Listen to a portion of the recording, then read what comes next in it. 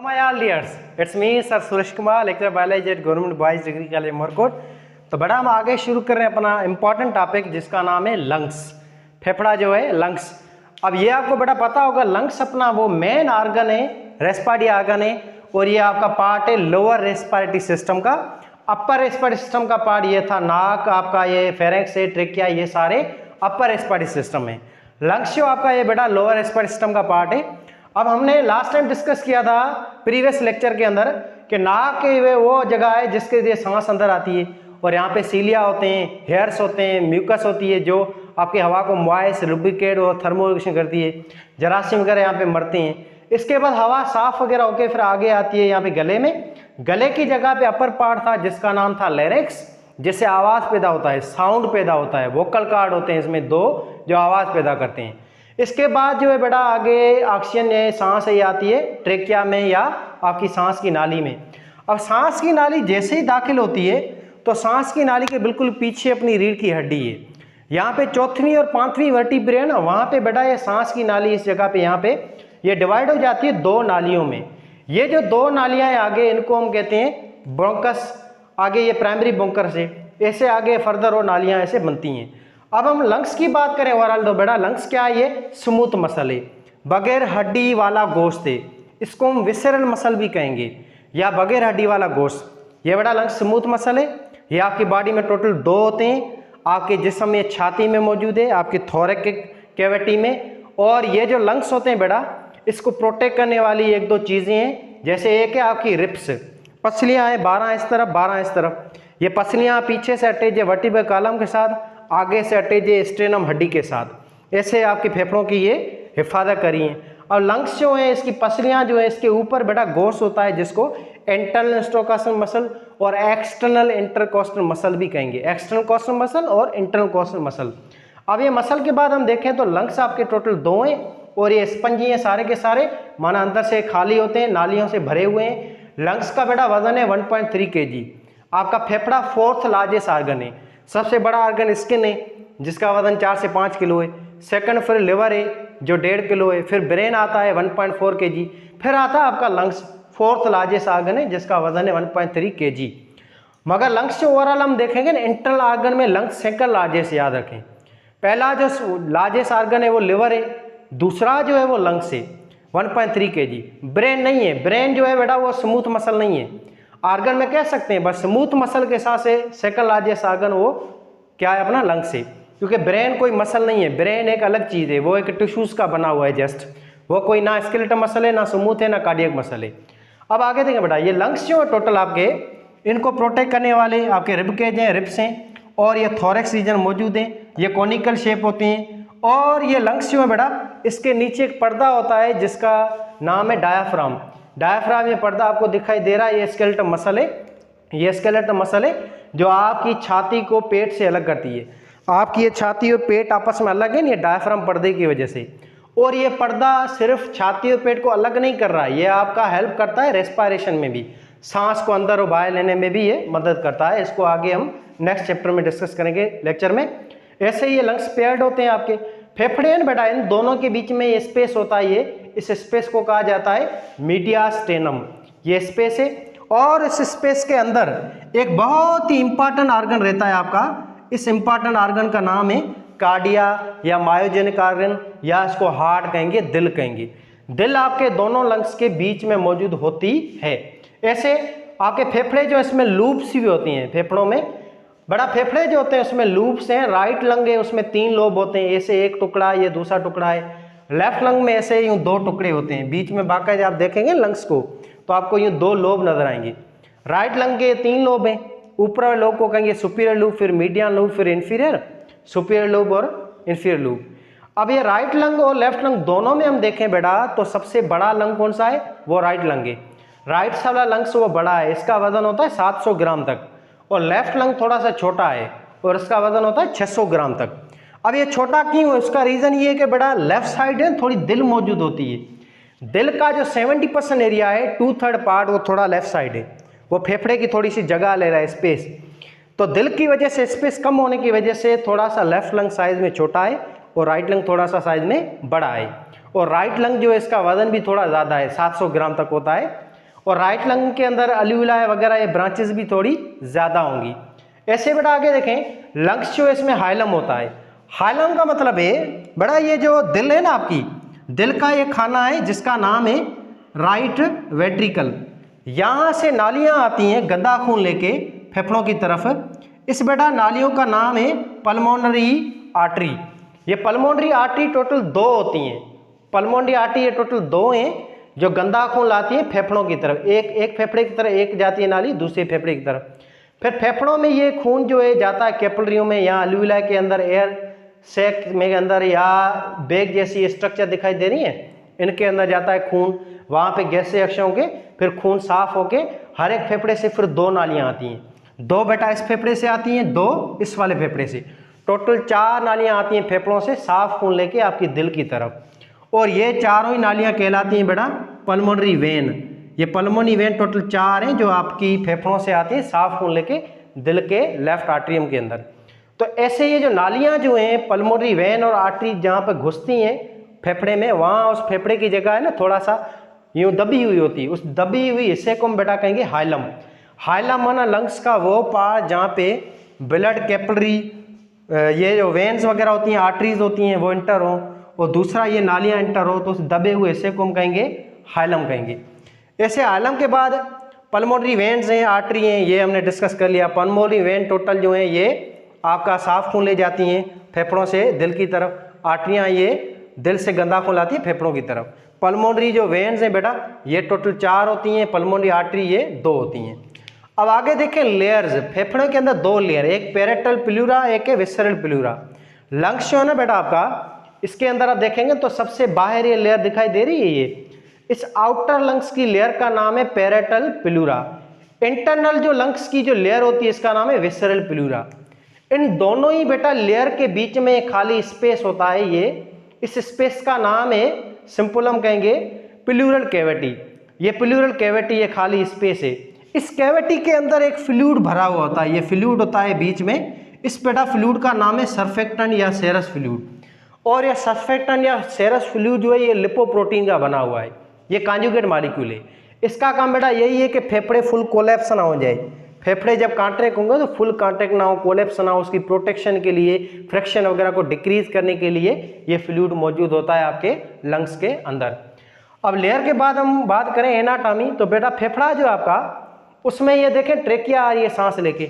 Trachea आपके गले से सांस ला रही है। ट्रेकिया जैसे अंदर दाखिल होगी तो ये डिवाइड हो जाएगी 2 नालियों में। ये बेटा एक नाली है, ये ग्रीन कलर की, ये दूसरी नाली है। इस नाली को बेटा हम बोलेंगे प्राइमरी ब्रोंकी।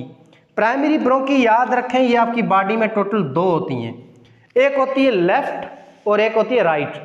राइट साइड वाला जो ब्रोंकस है, सिंगुलर नाम ब्रोंकस है इस नाली का, ये थोड़ा साइज में बड़ा है। लेफ्ट साइड वाला जो ब्रोंकस है ये साइज में थोड़ा सा छोटा है। रीजन आपको पता है, लेफ्ट साइड वाला लंग्स छोटा होता है, राइट साइड वाला लंग्स ये थोड़ा साइज में बड़ा होता है। तो ऐसे इस तरफ हवा थोड़ी ज़्यादा आती है, एयर ज़्यादा आती है। तो ये 2 नालियाँ हो गई जिनका नाम है बेटा प्राइमरी ब्रोंकी। फिर आगे प्राइमरी ब्रोंकी से निकलती हैं और छोटी नालियाँ। ये देखें ये 3 नालियाँ दिखाई दे रही हैं, ये आपकी ब्लू कलर की, ऐसे 2 नालियाँ यहाँ से निकली हैं। तो ये जो नालियाँ इनको हम कहेंगे सेकेंडरी ब्रोंकी। सेकेंडरी ब्रोंकी बेटा टोटल फेफड़ों में 5 होती हैं। 3 होती हैं ये सेकेंडरी ब्रोंकी आपके राइट लंग में, और 2 होती हैं ये सेकेंडरी ब्रोंकी लेफ्ट लंग में। ऐसे ये प्राइमरी ब्रोंकी डिवाइड हो गए आगे सेकेंडरी ब्रोंकी में। फिर सेकेंडरी ब्रोंकी से निकलती है टर्शियरी ब्रोंकी।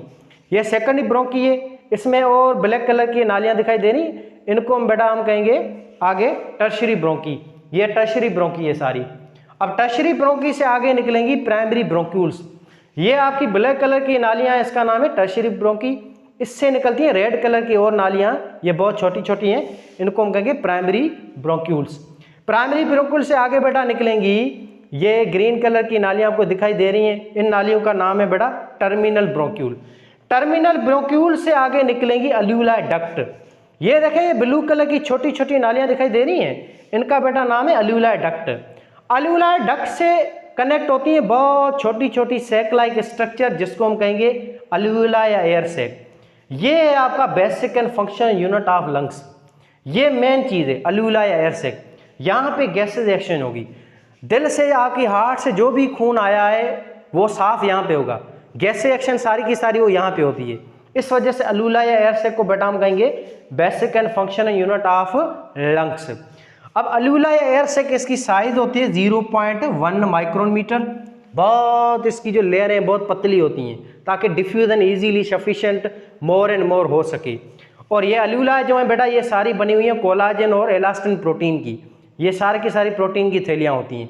अच्छा आगे अब देखें, अलूला जो है टोटल दोनों फेफड़ों में मिला के इसकी बेटा तादाद है मिलियंस में, और ये कितने मिलियन है? 700 मिलियन है। 700 मिलियन अलूलाएं होती हैं आपके दोनों लंग्स के अंदर।